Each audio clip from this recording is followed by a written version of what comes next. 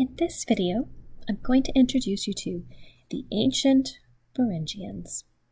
This story begins with the last glacial maximum. We've talked quite a bit about this in the past, but let's review. So 24,000 to 18,000 years ago, things got very cold. The mean global temperature, it dropped by 5 degrees Celsius, and with that came a 10% decline in global precipitation, a 36% expansion in desert areas, a 20% reduction in tropical forests. The global net primary productivity is estimated to have been half of what it was post-glacially. And sea level, it dropped by 120 meters. This had a dramatic effect on human cultures around the world. It's been estimated that many of these major regions of occupation were abandoned during the last ice age. I want to draw your attention up to that upper right-hand part of the map. So up in Siberia, where we've been talking about the ancient North Eurasians, notice that it says abandoned, but then it also says abandoned with a question mark. Let's think about the people that were there. We had looked at this map towards right at the end of the last video and gave you a sense of the range, the geographic range of where these people were living. They would have been dramatically affected by the climate shift as everything cooled, as all of this became much drier or covered in ice. Tundra would have been really difficult to live there. Let's think about Beringia today. I want to give you a sense of what that sea level change, what effect that would have had, or what effect it did have on the coastlines. So here's Beringia today, and here is Beringia 20,000 years ago, when sea level was 117 meters, about 120 meters lower. Notice all of the green. There's this large swath of land that was exposed as the sea level dropped. And it wasn't, it was actually a pretty nice place to live. It was buffered a bit from the drop in global climate, so that instead of being 5 degrees Celsius cooler, it was only about 2 or 3 degrees Celsius cooler. And we think this is because of the way the ocean currents changed during the last glacial maximum. So as so much of that water was trapped in the ice sheets and in the glaciers, and sea levels dropped, that changed the currents within the ocean, and as a consequence, that changed the effect that the water temperature has on the adjacent land. So if you think about here in the Bay Area, that it's a fairly temperate region, that it's never all that hot and it's never all that cold, because we have this giant mass of cold water right beside us. But that can shift, and it did during the last glacial maximum. Here's a reconstruction of what those environments were like in the Beringia area during the last glacial maximum. So there's been a lot of work looking at the remains of plants and animals in Beringia, in this region called Beringia. And what we have found from those studies is that there was this region of shrub tundra right in the middle, right on that land that was exposed by the drop in sea level, and that region was isolated from other areas by a mesic tundra to the west and a major ice sheet to the east. So this became what we call a refugium. Many plants and animals took refuge in that shrub tundra because it still had some biological productivity. It was still a place where you could make a living. You could have plants to eat and animals to eat. So you could still survive there. But all of that other region, that became mesic tundra. And remember, that is where those ancient North Eurasian cultures, that's where those people were living prior to the last glacial maximum.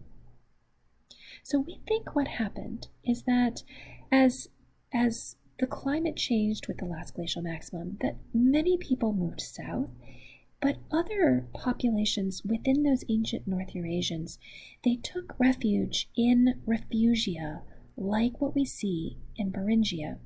There may have been other refugia that we just haven't figured out where they were yet. The main one that we know for sure was here in Beringia, and we think that a population of people took refuge there during the last glacial maximum. This idea was proposed first in 2007. There were hints of it in some of the genetic data, those studies that were being done prior to this, but it was formalized in 2007 with a paper by Tam et al. And they gave this concept a name, the Beringian standstill hypothesis. The idea is that a population out of those ancient North Eurasians took refuge in Beringia during the last glacial maximum, and for 5,000 to 10,000 years they survived on Beringia in that refugium in genetic isolation during the Ice Age. There have been other studies since that have lent a lot more evidence to this. A more recent one by Lama et al., published in 2016, they looked at 92 whole mitochondrial genomes from pre-Columbian South American skeletons, so these older individuals that existed prior to the European colonization that happened in the Western Hemisphere. And by looking at all of that genetic variation, that mitochondrial DNA variation, they concluded that a small population of people lived in isolation in Beringia for about 2,500 to 9,000 years, and that then there was a rapid movement throughout the Americas after 16,000 years ago. So as the ice age receded, as the ice receded, as things started to warm up, people then dispersed and migrated into the Western Hemisphere and just went into a dramatic expansion into these continents that people had not ever lived in prior to that. But let's think about Beringia for a moment. So that Beringian standstill population lived in a place like what you see here. They lived in a place just like that from about 5,000 to 10,000 years ago. So, as we were thinking about those very earliest hypotheses about how people migrated into the Western Hemisphere, the idea was very much that Beringia was a bridge, or basically just a road that people crossed on their way from Asia into the Americas. But this idea, this evidence that we have now of this Beringian standstill population, it fundamentally changes the way that we think about Beringia. Beringia was not a bridge or a route or a road or whatever. It was a center of population dispersal. So for about 5,000 years or more, people lived in this region. And then as climate changed, they started to disperse back into Asia and also into the Western Hemisphere. So remember, out of this original 2007 presentation of the hypothesis, you can see those arrows. The first one major arrow moving into Beringia as the last glacial maximum started as it began, and people took refuge in this region. And then, after 5,000 to 10,000 years, some people moved back into Asia, indicated by some of those arrows, 2 of those arrows, and then some people expanded over into the Americas.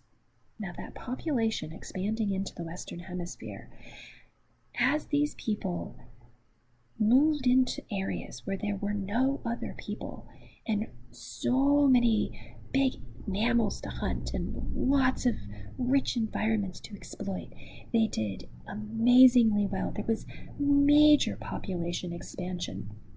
And you can see that here. This is out of that same 2016 paper we were just talking about, that extra evidence, that further evidence for the Beringian standstill hypothesis. Here you can see time occurring on that x-axis, and you can see as you move forward in time that all of a sudden there is this dramatic population explosion happening as people quickly moved into all of these new geographic regions. This is also evident in linguistics. So a colleague of mine, Mark Sicoli, who's a linguist at the University of Virginia, he has been looking at the languages that are spoken across the Western Hemisphere and found that there is just an amazing diversity of languages. And this mirrors what we see in the genetic diversity. So in North America, including Mexico, there are about 26 different linguistic groups or isolates, they're called, and there's 55 of them in South America. Now, for comparison, there is only one linguistic isolate in Europe, and 9 in Asia, and 10 in Africa. So a really different scenario played out as people moved into this vast new geographic territory. So with that, we've now come to the conclusion of what I'm going to present for you in Module 6. So I want you now to go into this final experience, that final intellectual experience of the module, and explore how these genetic data interplay with society and the way that people outside of the science engage with the science, and perhaps a little bit of vice versa. So welcome to the end of Module 6.